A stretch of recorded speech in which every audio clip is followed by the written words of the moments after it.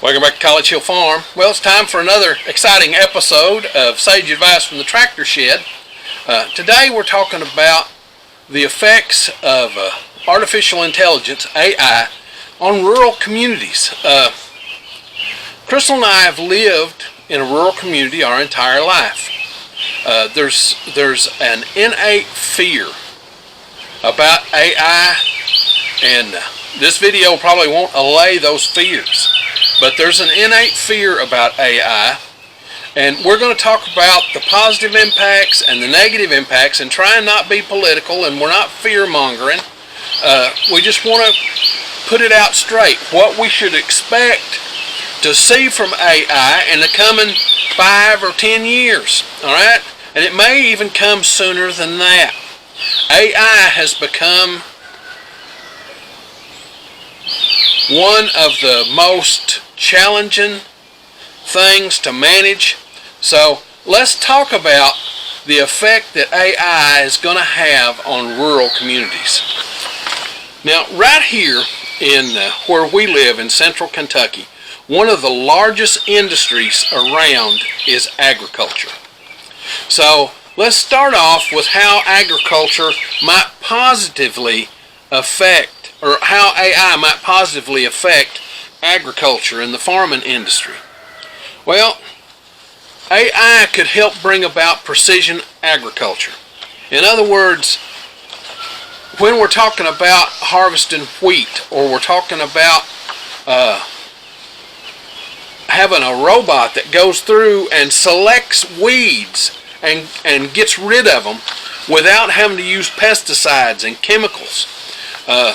They already have robots that do that, but once AI is able to discern between plants, and you can do that already. You can take a picture of a plant on your phone, and there's an app that will identify it. So that's already something that's out there. So AI could have broad effects. Now, and then there's some downsides, but I'll get to the downsides later. Let's talk about the broad positive effects. AI could cut down on the amount of fertilizer we use, so you're not going to get runoff into the streams. It could cut down on the amount of pesticides we use and herbicides. You know, one of the big things I'd like to see us get away from is herbicides. You know, that's a suspect in colony collapse with bees, and so AI could positively affect that. Also, AI could monitor the water that's fell in a field and know exactly. You would have these remote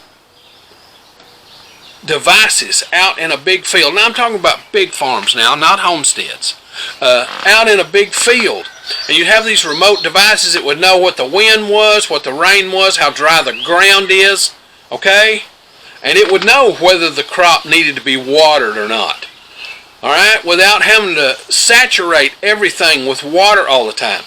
That would increase yields, lower costs, okay? There's a whole spectrum of things that AI could do when it comes to automation on a farm. AI could actually operate the combines, no human required, except the one who programmed it, and it will run off the GPS system that's already running around up in the sky there, that you use on your phone to determine where you're at within 10 centimeters. Okay? So that's another thing that AI might be able to do, cut down on labor costs. So if we're looking at farming, there are a lot of positive aspects that could come from AI. But what about in rural areas? What about healthcare? Well, one of the big things that happened during COVID was telehealth. And what we're seeing is that telehealth is probably here to stay. My insurance company has a thing. If I get sick, I can call them, and they will talk to me on a video chat, and they'll call in a prescription if they think I need it. Okay? So telehealth is something, and it costs less. It costs less for the insurance company, and it costs less for me out of my deductible. So that's one of the things that could come to rural areas. Now, another thing, rural areas tend to not have experts. For me, I've got multiple sclerosis, and I was unable to get a doctor's appointment for a neurologist. I'll never forget when I was first being diagnosed, it took me 6 months to get in to see a neurologist. Now I know people say, well, you know, if we get this other medicine, but anyway, I'm not going there. It'll be long waits, but I had to wait 6 months to get in to see a neurologist.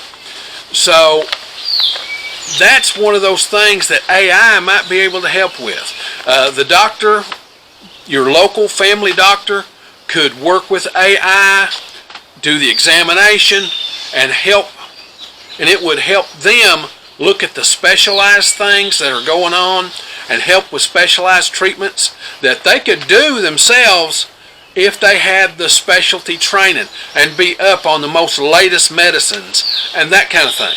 Okay? Doctors would have to read 24 hours a day to keep up with the latest medical research. Alright? But AI does it in a matter of seconds. So that might be a thing that would really help. AI-enabled platforms in healthcare could help doctors with training, help your nurses with training. There are a whole plethora of things that AI might be able to bring to the table in a good way for healthcare. Now, the next place where AI might come to rural America. It's hard to find a chemistry teacher, to find a physics teacher, to find a math teacher, sometimes in rural communities. Rural communities are notorious for not having services that highly educated people look for.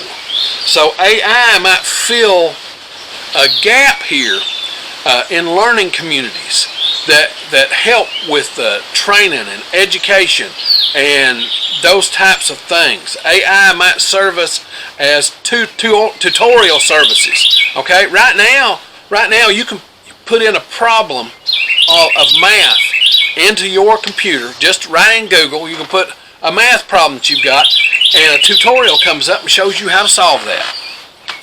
Okay, it's a smart math tutorial. So what you're looking at is the beginnings of AI starting to reach into the education system. Then there are those areas that are very remote. Remote Alaska might use AI via satellite.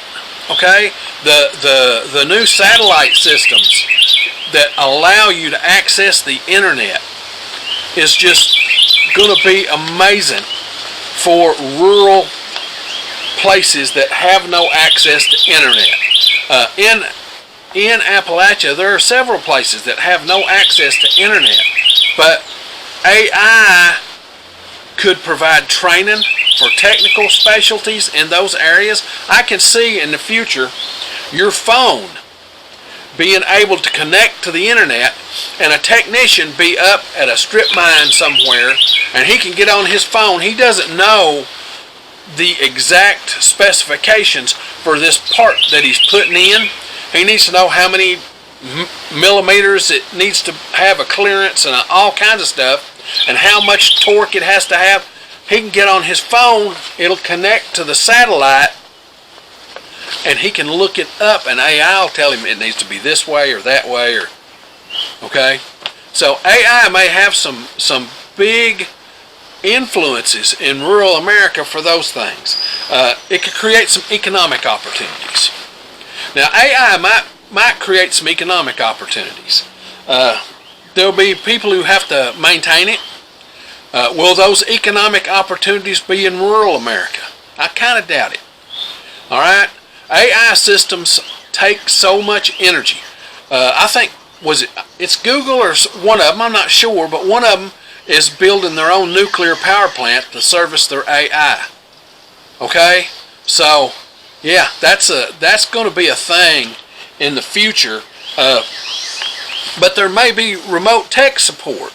AI may create a remote tech support system that has a physical person that comes and uses AI to diagnose your problem on your computer or your electricity or just whatever it is in your rural community. So it might create some highly skilled technicians in those areas.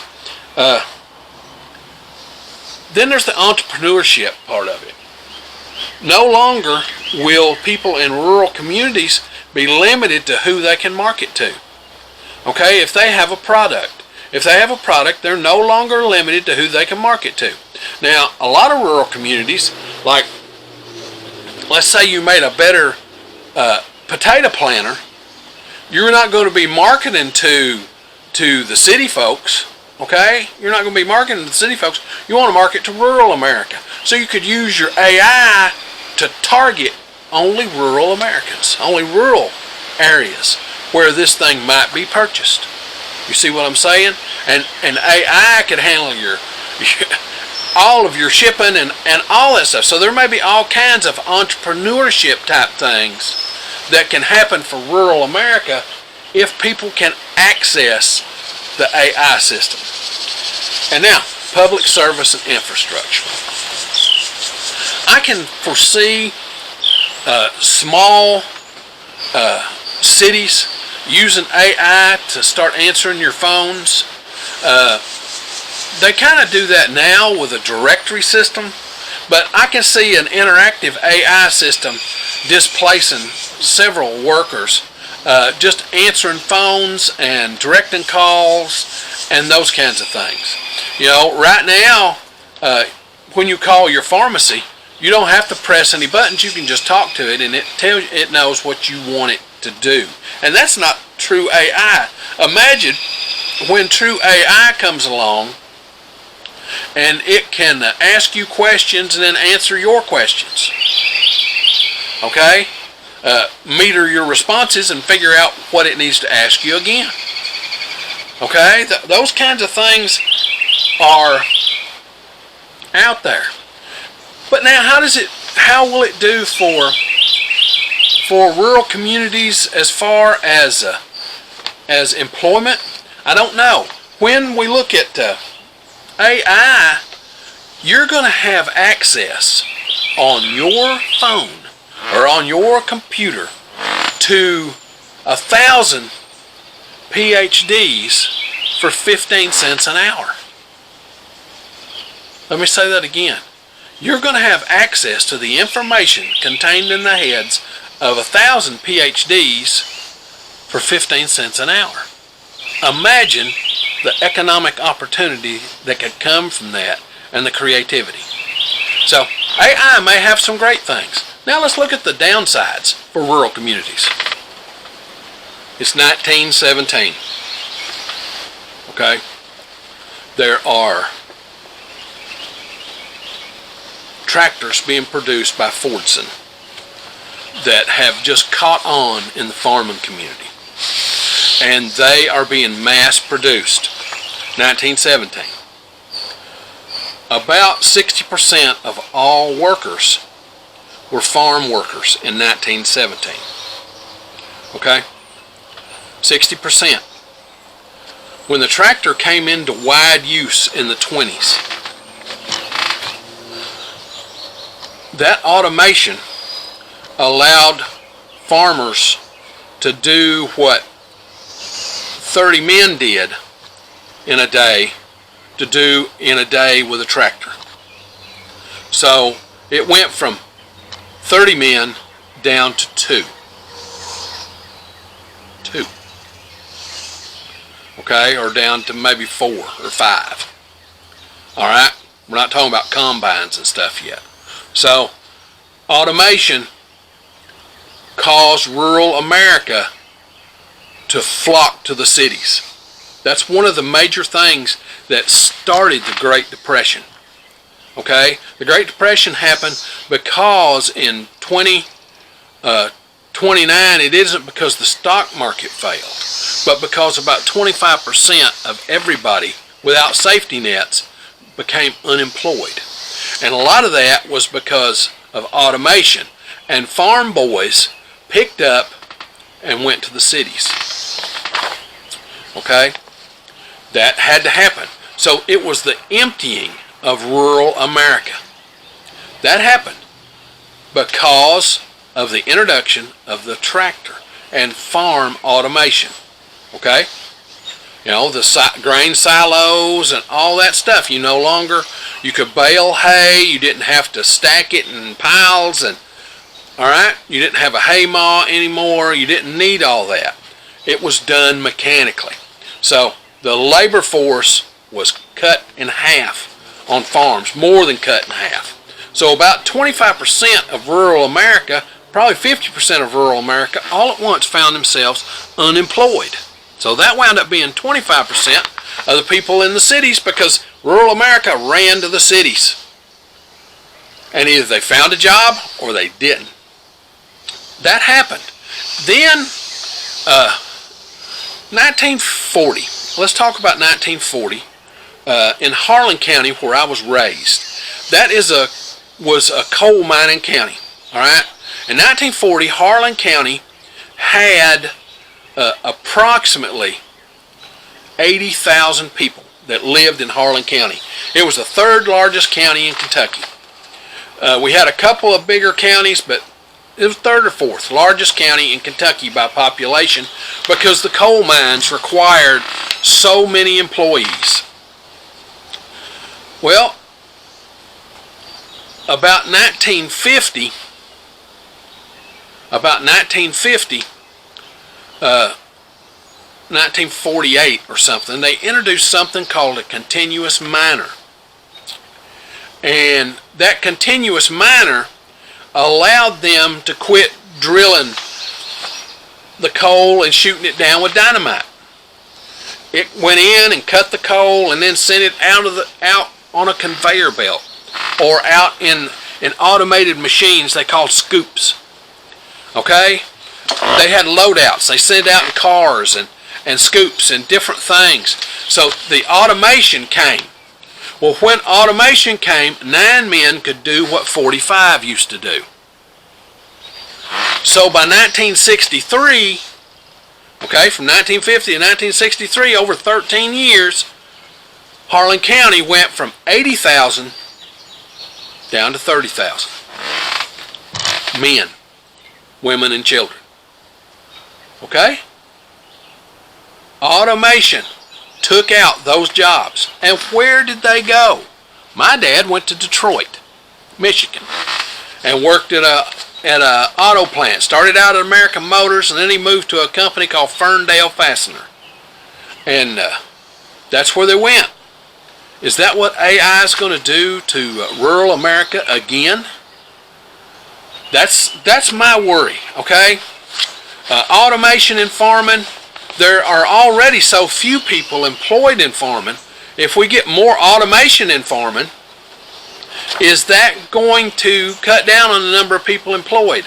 And are family farms going to be able to keep up with purchasing the equipment to go with the automation? Okay, are we going to lose a lot of family farms because AI came in and large corporations were able to utilize it, therefore driving down prices, and AI and the small family farms couldn't keep up? So we started having large monopolies of corporations that own most of a county. Okay, small family farms own most of Garrett County, where I live now, Garrett County, Kentucky. And small farms own most of that. There aren't a lot of corporate farms here. So when we look at that, we have to go, will this cause the prices of everything to drop and make corporate farms able to do things more efficiently, to the point that it will just drive small farmers out of business? And that very well could be a thing. Next, the digital divide. Rural areas have not been able to keep up with the amount of internet speed, with the amount of digital infrastructure. It's just what happens. If you've got to transfer digital a long distance, they don't want to do that. Okay, the phone company doesn't want to bring internet out into rural America unless the government helps them pay for it, because really they can't recoup their losses if they do that. So there's a digital divide, and that could cause rural communities to fall way behind urban communities in the access to this AI system that could cause them to be able to compete and may cut competition out so much that rural people have to start migrating to the cities again, like they did in 1920s. Now, one of the big things that concerns me about AI, and just so you know, I'm not a computer scientist. I've got a minor in computer science, and my degree is in chemistry and physics, so I'm not going at this from blind, okay? I can program in 7 different dead computer languages that no longer exist. But when we look at AI, at what point will AI become its own boss? Because let's put it this way. Artificial intelligence, if it becomes intelligent, we won't know. We won't know. Is something that looks like it's intelligent and acts like it's intelligent and displays intelligence, isn't that intelligence? We don't know exactly what intelligence is. All right? Will AI be as smart as us? Will it be smarter than us? Will it only be as smart as a dog or a cat? Or you think about those things, and you have to wonder what AI will become in the future. Humans grow and change, and if an AI has a mission, and the programmer didn't program enough ethics to it, let's say an AI has a mission to ship food from this point to that point. You know, AI can do away with a lot of mid-level management. Okay, AI is still not going to be able to load trucks and do that kind of thing.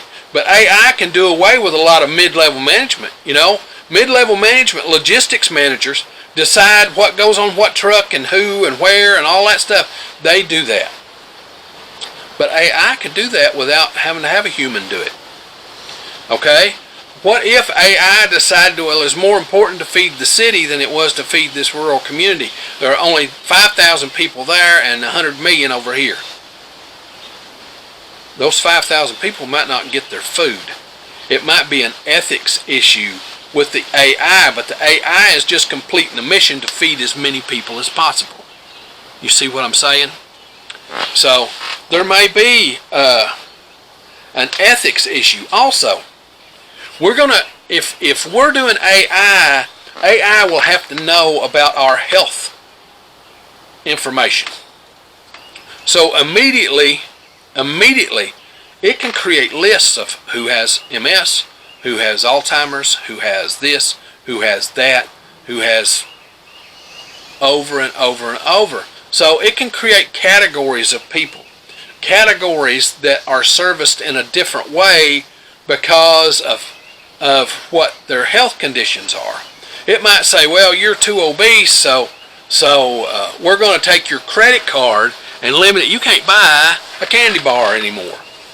Okay? That could be coming. So how will that affect rural communities? Well, it might affect rural communities greatly, especially rural small businesses that order stuff and get it in, and try and work within the system, and AI doesn't need cash. Okay? Credit cards were designed to suck your money from small communities and take them up to some big unknown corporation. That's what they do. 3% of everything you spend on your credit card goes to some corporation somewhere. Because the business that does that has to pay that, and they figure it into the sales price. Okay? Just like businesses are going to figure in the tariff into their sales price, they figure the cost of accepting a credit card, which is about anywhere from 1.5% to 4%, in to that. So 4% of everything you spend on your debit or credit card goes to some corporation that's not in your community. Okay, AI could maximize that. So it could drain small communities in such a big way. And I call that economic centralization. Okay? Economic centralization. And what that means is that if we're draining the economic funding for small communities, where's it going? It's going to the cities. It's going to large corporations. It's going to other places that are hubs of artificial intelligence. So AI could be a terrible thing for small communities when it comes to those kinds of things. And right now, let's talk about capitalism for a minute. We live in a capitalistic society. I don't know if it's the best society or the worst society, but we live in a capitalistic society. Corporations are invested in making money. That's what they do. That's not what you and I would do. We would go over here and help our neighbor whose house caught fire. We would go over and help somebody maybe who was hungry. We'd take them some food. Okay? But corporations are not like that. All right? Corporations exist to make money. That's all they do. So if the AI of a corporation looks at it in that way, then the human element is taken out all the way around. The human element is disposed of. So will AI affect our rural communities by centralizing our payment systems and centralizing our... Will we see our local banks go away? Will we see cash go away? Okay? Cash is going to go away. It's coming. It's coming. Be ready for it. It's coming. Cash is going to go away. And and that's going to be a control thing. All right? It's not because cash is bad. It's going to be a control thing. They will frame it in the way that it's to keep down crime, but it's nothing to do with crime. Now, in rural America, we have something that I refer to as brain drain. I've heard that term over and over from other people. I'm not the originator of the term. But what happens is, in rural communities, kids go off to college and they can't come home. Because how many engineers do you need in a county of 15,000? Okay? How many doctors do you need in a county of 15,000? They can't support themselves. Okay? If there's too many doctors. Here in this county we have 3 clinics. Is it 3? Maybe 4. We have 3 clinics. And I try and go and spend local in our local county as much as possible. So I go to a local doctor, but I have to go away to see a specialist. All right? That's just what it is. Specialists don't come here because there are not enough people in the county for them to come here. So we have to go travel to see them. So what that means is that AI might make the brain drain worse. Okay?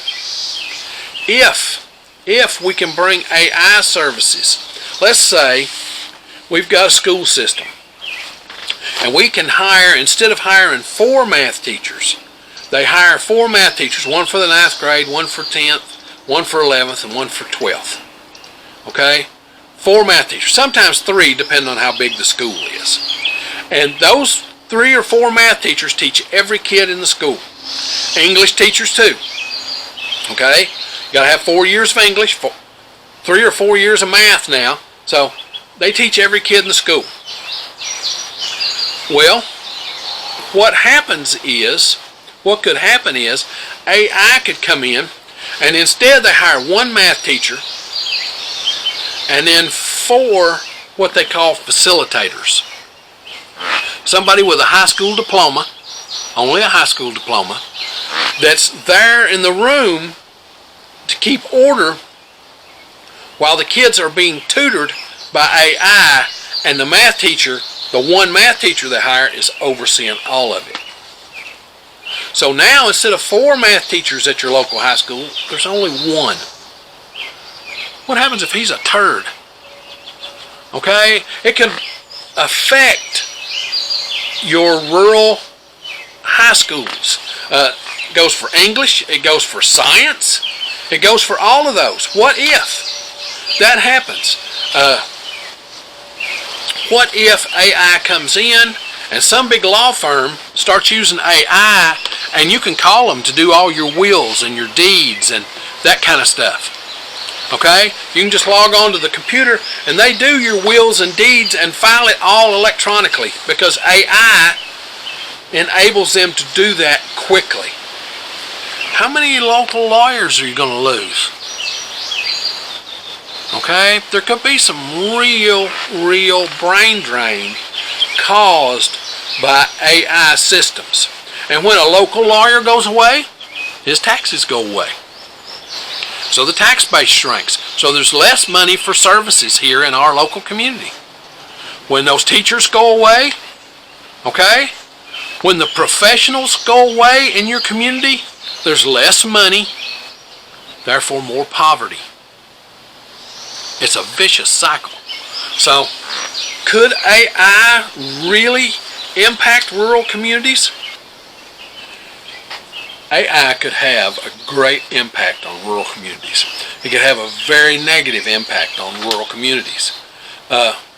What we have to do is, number 1, we have to, in our rural communities, start advocating for tech infrastructure.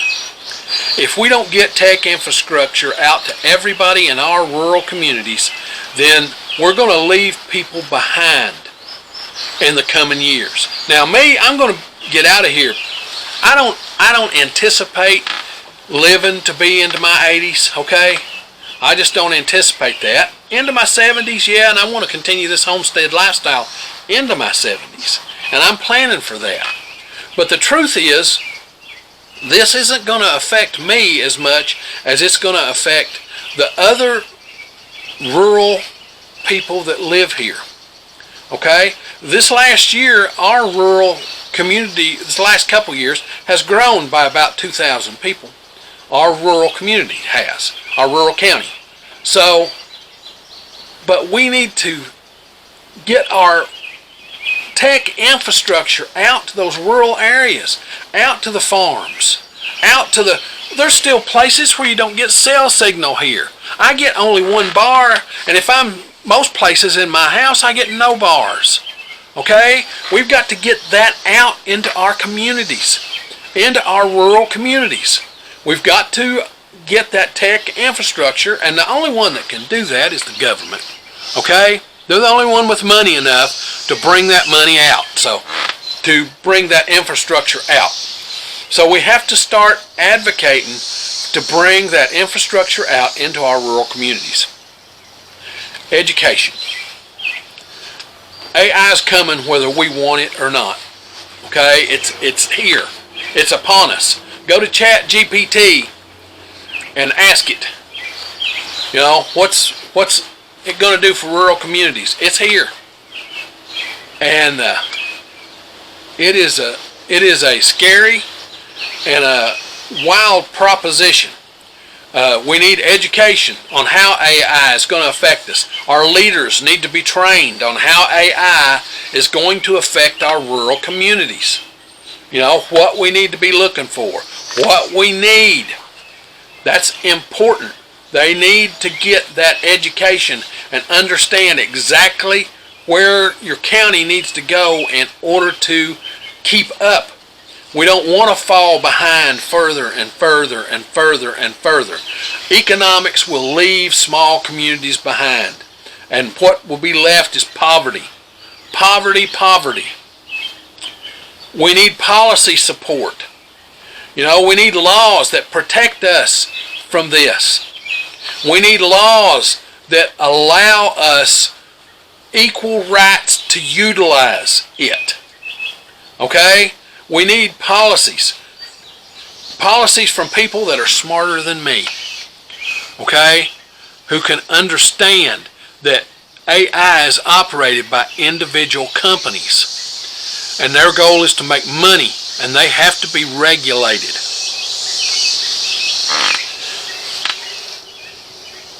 And we need community involvement. Everybody in a rural community should understand what AI represents and what it can bring to your community and the devastation it can reap on your community if you're not ready for it. Everybody needs to understand that. A lot of people don't realize that mid-management jobs are going to be lost because of AI. Okay? If you don't need a logistics specialist to figure out what products need to go on a truck. AI does it itself. Okay? So there are going to be lots of jobs that are lost because of AI, and the jobs created won't be in rural communities. They'll be where the AI is located. Finally, we need incentives to get more entrepreneurship into our rural communities. We need incentives for companies to locate in our rural communities. It's hard for them, but once they realize they can use AI for some of their operations, it lowers their cost. If they got the backbone infrastructure, again, there's that infrastructure thing, to move into a rural community. Okay? So we have to look at those kinds of things in our rural communities, or else we're going to be left behind when it comes to economics.